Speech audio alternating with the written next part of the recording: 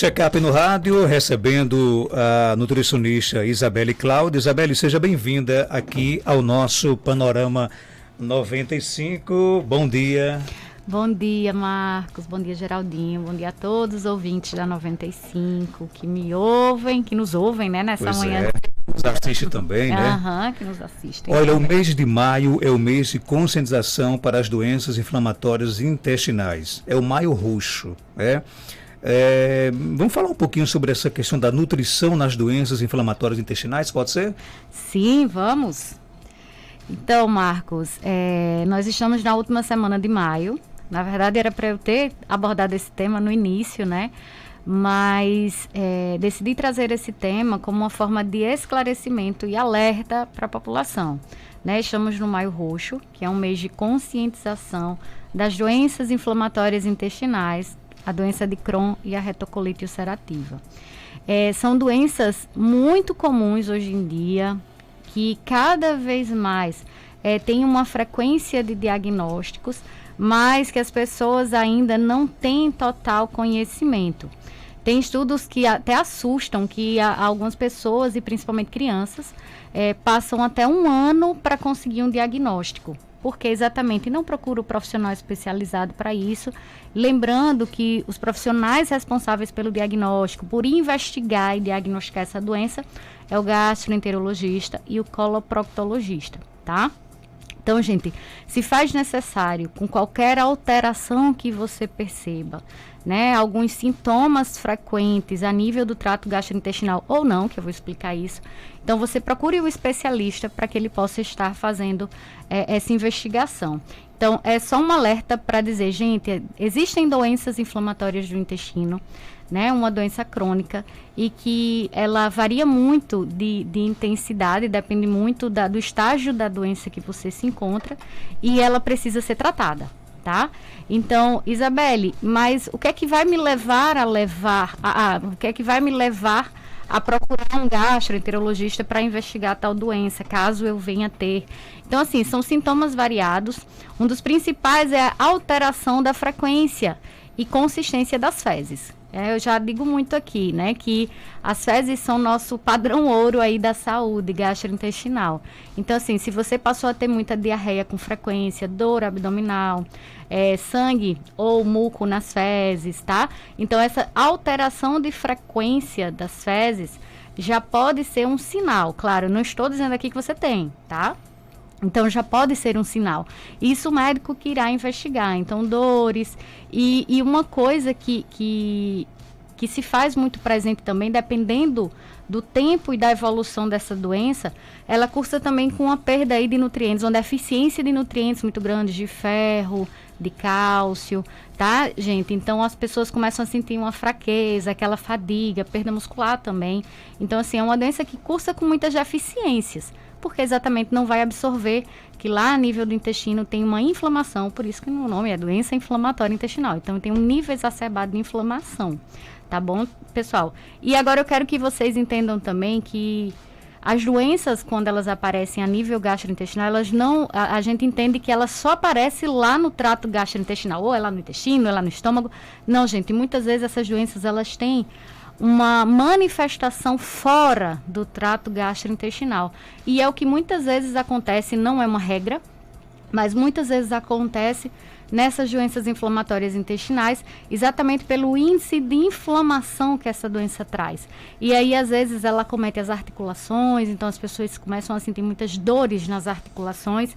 Não é uma coisa muito, assim, todos os dias você sentir todas as articulações. Não, não é algo assim. E pode acometer a visão, pode acometer os ductos aí do fígado que levam, né, aquela árvore biliar que a gente chama. Então, a pele. Então, ela tem essas manifestações também extra gastrointestinal, tá? Isabelle, mas você quer que você tenha a falar sobre essa doença? Porque a terapia nutricional, gente, a nutrição, ela vem a ajudar a trazer a qualidade de vida do paciente. Quando você traz a alimentação correta, hábitos de vida, então, o que é que a gente precisa trabalhar nesse paciente? A mudança do estilo de vida. Não só a alimentação, porque a alimentação vai trazer aí a melhora realmente de vida do paciente. Mas um sono de qualidade, que eu sempre bato nesse ponto, modulação de estresse. Então, quando você fica muito estressado, quando você não modula esse estresse, você vai inflamar mais. Então, modulação de estresse, sono, atividade física são essenciais. E a nutrição pode ajudar muito, gente, a trazer essa melhora de sintomas do paciente. A gente tem que trabalhar aí. Para quem não sabe, essa doença inflamatória, ela traz muito a questão que eu falo, que às vezes é a desbiose, que é a mudança lá do equilíbrio das bactérias do intestino. Então, quando eu tenho mais um tipo de bactéria, que a gente chama proteobactéria, geralmente esses pacientes têm, então esses pacientes precisam controlar o consumo de proteína do dia. Isabela está falando grego, né? Então, o que é proteína, gente? É proteína oriunda da carne, do leite, do frango, tá? Esses pacientes também, você precisa ter um controle de consumo desses alimentos, exatamente para evitar distensão e dor, porque quanto mais você come, mais vai aumentar o número dessas bactérias ruins no intestino, tá? Então, a gente precisa reequilibrar esse intestino através de dieta, modular o intestino e também evitar os alimentos fermentáveis. Essas pessoas não conseguem, né? Muitas vezes sentem muito incômodo com feijões, tá? A gente tem muita cultura do feijão aqui, não tem tanto da lentilha, do grão de bico. Mas esses grãos, eles também vão trazer aí muita fermentação, tá? E aí a gente tem uma terapia, às vezes o nutricionista diz assim, coma verdura, né? Tem casos pontuais da doença inflamatória que a gente já pede para evitar folhas, porque elas vão fermentar, vão causar muito desconforto, tá? Esses adoçantezinhos que terminam em ol, xilitol, eritritol, são adoçantes que a gente não recomenda, porque eles vão aumentar certos tipos de bactérias ruins e também aumentar o desconforto, tá? Isabelle, existem alimentos que inflamam o intestino? Sim, Marcos, é todo um contexto, né, de toda uma vida. Por exemplo, na doença inflamatória intestinal, o que é que eles dizem? Qual a causa, né? A gente pergunta, Isabelle, o que é que me leva a ter doença inflamatória intestinal? Uma doença de Crohn, uma retocolite ulcerativa. Então, é todo um contexto. Primeiro, você tem que ter o que se sabe hoje, né? E esses estudos ainda estão em desenvolvimento, porque não é uma coisa assim, como a gente diz, né? Prego batido e ponta virada. Mas, assim, o que se sabe é que você precisa ter a predisposição genética. Então, você precisa ter na sua genética essa predisposição para desenvolver a doença. Mas aí precisa de fatores ambientais para que ela desenvolva. Então, quais são esses fatores ambientais? É você ter uma dieta industrializada, né, rica em alimentos industrializados, com gordura ruim, que aí você já começa a modificar aí a situação do seu intestino, tá? Desequilibrar o seu intestino. Então, fatores ambientais como falta de atividade física, estresse, tá, gente? Estresse, eu vou sempre falar aqui. Aumento de estresse, alimentação ruim, cigarro, então todo um contexto, né? A gente diz, você tem que ter a predisposição genética, mas também tem que ter esses fatores ambientais que vão acelerar aí o aparecimento da doença. E também tem outro ponto que fala que exatamente o intestino, que é permeável, ou seja, aquela hiperpermeabilidade intestinal, quando você tem essa hiperpermeabilidade, nosso sistema imune ele vai responder de forma errada aos constituintes daquele intestino. Então, aí já era. Então, é uma resposta imune alterada devido a uma hiperpermeabilidade. Isso vem de quê, Isabelle? Alimentação errada e outros fatores, né, do ambiente. Eu não sei se é mito ou é verdade, eu queria muito que se esclarecesse que quando eu era criança lá em Jardim de Seridóia, quando eu tinha um problema no intestino, aí minha mãe, minha tia dizia, meu filho, tome Coca-Cola que resolve na hora. Isso é mito ou é verdade? Isso é não, eu sei que a Coca-Cola gente. é ofensiva mas vai para várias coisas, né? Eu vou usar a frase do meu avô, se Coca-Cola fosse bom, vendia na farmácia, né? Mas então... Então é mito, né? Não, gente, é mito, Ave Maria. Então, o que é que acontecia antigamente? As pessoas tinham muito essa cultura de que alimentos bons eram. Você estava doente e tomava um refrigerante e bolacha creme cracker. Era comida de doente. Mas isso... Então, isso é um mito, gente. Eu queria muito conseguir desmistificar que creme cracker não é saudável, né? As pessoas entendem que creme cracker, porque é pequenininha, fininha, é super saudável e você pode abusar do seu consumo. Não é tão saudável assim, é cheio de aditivos, de conservantes, tá? E a questão do refrigerante, muitas vezes você tem aquela coisa de, eu tô empachado, né? Não tô conseguindo fazer digestão.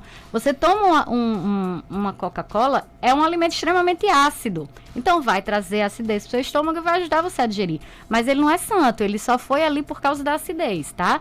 Mas aí vai causar desconforto abdominal, porque ele tem muito gás, é uma bebida gaseificada, tá? Então isso é completamente mito. Completamente mito, né? Ok, então, tem pergunta aqui no nosso WhatsApp, 992053030, vamos ouvir, bom dia. Doutora, bom dia. Doutora, eu peso 83 quilos, sou baixinha. No final do dia eu fico tão cansada no mundo quando eu não tenho disposição para fazer nada. Será que já é obesidade? E eu tenho 46 anos. E aí, Isabelle? Sim, tem muitos fatores associados, né? Eu gosto muito de usar uma analogia, assim, de você, por exemplo, você tem, vamos supor que ela meça aí 1,60 m. E vamos supor aqui também, por cima, que o peso ideal dela variasse aí 59, 61, tá? Eu gosto muito de fazer isso. Então, ela seria uma pessoa para pesar isso. Vamos supor que ela deveria pesar 60 quilos, vamos fechar nos 60. E ela pesa, o quê? Vamos supor, 25 quilos a mais. Então, é como que você deitasse e todos os dias ao acordar, você pegasse uma mochila de 25 quilos e colocasse nas costas. E você passar o dia inteiro com essa mochila de 25 quilos, tá? Então, assim, uma pessoa que pesa 100 quilos e deveria pesar 60. Então, você passa o dia inteiro com a mochila de 40 quilos a mais. Então, cansa muito, né? Isso cansa e causa problemas ósseos? Sim, o joelho vai sofrer para sustentar, seus pés vão sofrer para sustentar, sua circulação vai sofrer para chegar em todos os tecidos. Então, assim, causa fadiga? Causa. Mas eu também acho que a falta da atividade física para estimular uma massa muscular e você não sentir fadiga, também isso aí é outro ponto. Tem muitas coisas que podem investigar, né? Questões hormonais e tal. Mas a obesidade, sim, a falta de atividade, né? É uma coisa que vai trazer muito cansaço constantemente. Claro que existe o índice de massa corporal, que é o IMC. Sim. Mas, por exemplo, daria para se fazer uma correlação com a questão da altura? Por exemplo, se uma pessoa mede 1,70 m, tá, ele tem que pesar mais ou menos 70 quilos, abaixo disso, um pouco acima disso, ou tem que realmente respeitar a referência é o IMC? Não, porque assim, Marcos, nossa referência, claro que a gente tem outras formas de avaliar a composição corporal, tá? A gente tem como bioimpedância, que a gente vê massa de gordura, massa muscular livre de gordura, massa óssea. Então, a gente tem como avaliar tudo. Só que, nesses casos, a gente usa o IMC, para a gente ver se a pessoa está na normalidade, mas isso é muito relativo. Por quê? Vou dar um exemplo. Eu tenho um atleta daqueles que tem hipertrofia muscular. Aquelas pessoas bem grandes, né? Mas com desenvolvimento de massa muscular muito grande.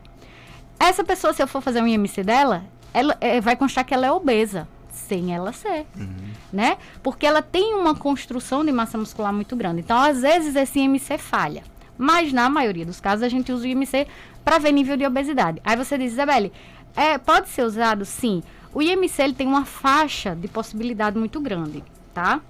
Então, assim, quando a gente calcula aquele IMC que você dá um númerozinho exato, então a normalidade vai de entre 18,6, 18,7 até 25. Então, é uma faixa muito grande de possibilidade que você esteja normal dentro do IMC, tá? E aí a gente vai de 25 a 30, sobrepeso, acima de 30, obesidade. Então, é uma faixa muito grande. Então, você pode ter, vamos supor aí, 1,50 m, quando você tem 45 quilos, você está normal, 53 quilos, você está normal. Entendi, tá entendendo? É uma faixa muito extensa que a gente pode fazer esse cálculo. O nosso ouvinte pergunta aqui, o que se evitar comer na doença do Crohn? Então, doença de Crohn. Doença de Crohn, gente, é uma doença inflamatória intestinal. E aí a gente pede muito que se faça a gente chama de dieta low food map. O que é isso, Isabelle? Que hoje tudo é termo americano, né? Então, são iniciais que dizem que é pra gente retirar alimentos fermentáveis da alimentação. tá? Então, aí inclui uma gama de alimentos, se torna uma dieta muito restrita, e aí a gente pede só para controle, isso é algo bem controlado, gente. Não pode ser para sempre que essa dieta vai ser feita. Então, a gente sempre pede que seja feita entre 1 a 2 meses até controle dos sintomas. E aí, o nutricionista, junto com o paciente, vai orientando a reintrodução desses alimentos para ver quais os alimentos ele ainda tolera. Tá bom? Então, quais grupos de alimento ele ainda tolera? Então, esses alimentos, os grãos, a gente, dependendo da fase da doença, se você está numa fase aguda, até as frutas, elas precisam ser cozidas para evitar fermentação, tá? Evitar grãos. E quando, na introdução, a gente faz aquele remolho, né? O molho que eu peço até 24 horas para diminuir os desconfortos. Então, são várias questões que a gente analisa. Pede também a questão da vitamina D, né? O banho de sol sempre, todos os dias. A vitamina D precisa estar em níveis adequados. E introduzir alimentos anti-inflamatórios, tá, gente? O gengibre é muito interessante, a cúrcuma é muito interessante para esse controle inflamatório, tá bom? Ok, então. Tem mais pergunta? Bom dia. Bom dia, doutora. Aqui é Josirene, de São João do Sabugi. Doutora, eu tenho 56 anos, tenho 1,70, estou pesando 104 quilos, eu pesava 83 quilos, aí deixei de fumar, estou pesando 104 quilos, aí estou caminhando pela manhã, meia hora. Qual é meu peso ideal para minha altura, por favor? E aí, Isabelle? Tô fazendo. Qual a idade dela que eu esqueci? Deixa eu só confirmar. Bom dia, doutora. Aqui é Josirene, de São João do Sabugi. Doutora, eu tenho 56 anos, tenho 1,70. 56 anos. Então, vamos lá. Já fiz aqui a conta. A gente tem um IMC determinado para algumas idades, né? Então, assim, uma pessoa de 20 anos, de 8 anos, a gente não calcula igual uma pessoa de 24. E uma pessoa de 56 também não. Então, a gente pode ficar numa margem aí até o máximo ser 25 a 26. Então, o peso ideal dela, né? Segundo o cálculo, a gente colocando na margem mais superior, daria ali mais ou menos 75 quilos, tá? Então, é o que eu falo, né? E eu volto àquela história. Ela pesa 104 quilos. E aí, todos os dias, ao acordar, ela tem uma carga de peso maior para levar, tá? Então, fazer atividade física já é um bom passo e tentar a reorganização dessa dieta, tá certo? 75 e continuando sem fumar, viu? Pelo amor de Deus, né? Pois é, as pessoas têm essa coisa É tão interessante quando você para de fumar, que tem um acompanhamento nutricional, porque geralmente as pessoas, quando param de fumar, elas têm esse aumento de peso, exatamente pelo hábito de você estar levando algo à boca. Então, elas tentam levar isso para o beliscar durante o dia e ganham peso. Vamos lá, tem mais pergunta. Bom dia. Marcos Antônio, bom dia. É Vitória, daqui de Jardim Seridó. Eu gostaria de saber da médica, porque eu peso 45 quilos, eu tomo remédio, eu sou ansiosa, eu tenho ansiedade, eu tenho depressão. E eu gostaria de saber dela, que eu tenho um cansaço muito grande e uma falta de fôlego. Se é do meu nervo, se é do meu problema de ansiedade e da depressão e do nervo. Eu tenho um cansaço com falta de fôlego. Eu gostaria que ela me dissesse, me explicasse se é da ansiedade, se pode ser da ansiedade, se pode ser do nervo. Bom dia, eu sou uma pessoa que eu escuto seu programa todos os dias, de segunda a sexta eu escuto seu programa, Marcos Antônio. Bom dia. Um abraço. Maria das Vitórias, eu gostaria de mandar também um alô para minha filha, Maria Heloísa, e meu marido, Wellington. Pronto, Maria Luísa, Wellington, obrigado, Maria Vitória. A Maria Vitória só me chama de Marcos Antônio, porque eu acho que ela me escutava desde o início da Rádio Cabugi, lá de Jardim. Mas seu nome é Marcos Antônio? Marcos Antônio Dantas Martins, né? Aí, quando eu vim para Caicó, aí o senhor de Medeiros sugeriu, disse, olha, como aqui já tem o Marcos Antônio, nosso grande amigo Marcos Antônio aí, nosso colega de rádio, disse, não, o povo vai confundir, então você agora vai se chamar Marcos Dantas. Né? Ótimo, tá vendo? Aí a Vitória, forte abraço para você, viu, lá em Jardim do Seridó, obrigado pela audiência. 45 quilos é um peso ideal, né? Bom, tranquilo, né, para ela. Depende da altura. Depende da altura dela, que pode ser um peso abaixo, dependendo da altura dela. Então, essa questão, se pode ser, quem irá trazer isso para você, quem irá investigar, na verdade, seria um médico, né, na sua presença, de fazer essa investigação. Mas sim, a ansiedade, ela traz muitos desses sintomas, tá? pode sim, mas quem virá fazer essa investigação seria o médico. Mas a ansiedade, ela traz muito esses sintomas que você relatou. Então, o que é que eu oriento, assim? Tentar um passinho de cada vez que você possa trazer para você uma melhor qualidade de vida. De que forma? Você começando a fazer uma atividade física, eu gosto muito de dizer, gente, que a gente precisa entender que a atividade física, ela precisa ser tão obrigatória quanto trabalhar, quanto o sair para trabalhar. Então, quanto o escovar os dentes todos os dias. Nosso corpo foi feito para se mexer. Tá? Então, você fazer uma atividade física, você melhora muito a questão dos seus hormônios. Eu brinco muito, sempre que eu estou fazendo atividade física, eu faço, meu Deus, eu queria que as pessoas entendessem essa sensação que a gente sente e chegasse a atingir uma sensação de bem-estar quando a gente faz atividade física. Porque muitas vezes as pessoas vão obrigadas, né? Já vão calçando tênis assim, meu Deus, eu não acredito que eu vou, né? Já vão com raiva, sai de casa com raiva. Então, assim, é você encontrar uma coisa que você goste, né? Eu dava o exemplo de Marcos, né? Marcos se encontrou aí no ciclismo, vamos dizer assim. Ontem pedalei 70 quilômetros. Pois é, então assim, você se encontrar no que você gosta, seja uma caminhada ao ar livre, seja uma corrida, não necessariamente você precisa, você tem que fazer academia, não necessariamente, você precisa encontrar algo que você goste, tá? Mas você tem toda a razão, assim, até essa questão do ciclismo, um monte de desculpa que vem na sua cabeça para não subir na bicicleta é grande, né? Eu estou cansado, eu estou cheio de compromisso hoje. Quando você sobe, você começa a pedalar, não, você esquece tudo. É verdade. Mas fica a dica então, né? Então, assim, toda mudança de hábito é bem-vinda. Começar da atividade física, porque, gente, alguns sintomas de ansiedade, eles são amenizados, sim, apenas com a mudança de vida. Então, para ela... Basta a gente querer. Para ela, então, a caminhada seria ela bom. já está medicada, né? Então, assim, ela já está medicada. Então, aí agora vai ser os passinhos que ela vai tentar dar. É fazer uma caminhada ao ar livre, é mudar alguns hábitos alimentares, fazer algumas estratégias de ansiedade, né? Tem muita gente que ensina meditação, tem muita meditação aí no YouTube para você acompanhar. Então, são algumas estratégias que podem melhorar esse quadro. O ouvinte pergunta se mito ou verdade, a batata de purga que as mães nos davam para verme e fastio, é mito ou verdade? Não, é verdade, tá? Esses alimentos...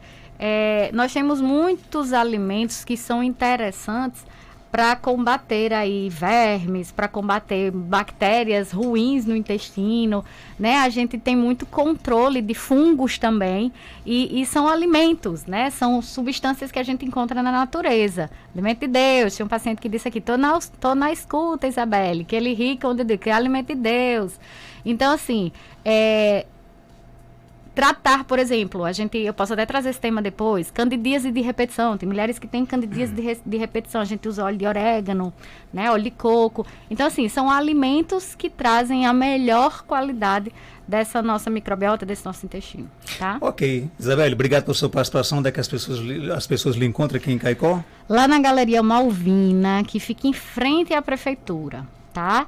Na sala 204, telefone 9604-0655. Tá bom? E no Instagram? E o Instagram é nutricionista.isabelle. Gente, eu quero só mandar um beijo pra vocês, que quando eu chego nos lugares, vem as pessoas, doutora Isabelle, eu fico tão feliz. Dê um alô pra mim, né? Eu fico tão feliz, não dá pra mandar alô pra todo mundo, mas assim, um super beijo, eu agradeço, às vezes eu fico até encabulada, mas eu adoro, tá?